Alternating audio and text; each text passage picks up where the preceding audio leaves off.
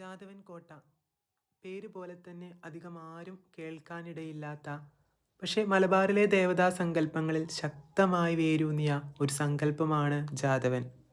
കേരളത്തിലെ കോഴിക്കോട് മലപ്പുറം ജില്ലകളുടെ അതിർത്തിയിൽ കടലുണ്ടിയിലെ കാക്കേറാൻ കുന്നിലാണ് ജാതവൻ കോട്ട സ്ഥിതി ചെയ്യുന്നത്.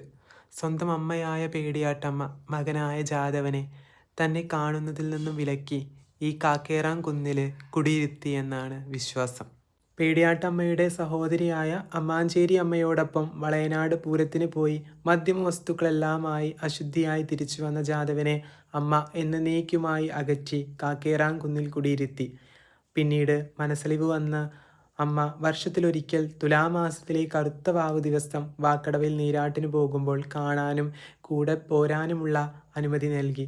ഈ കൂടിക്കാഴ്ചയാണ് കടലുണ്ടിയിലെ ജനസമൂഹം വാവുത്സവമായി എല്ലാ വർഷവും ആചരിച്ചു വരുന്നത്.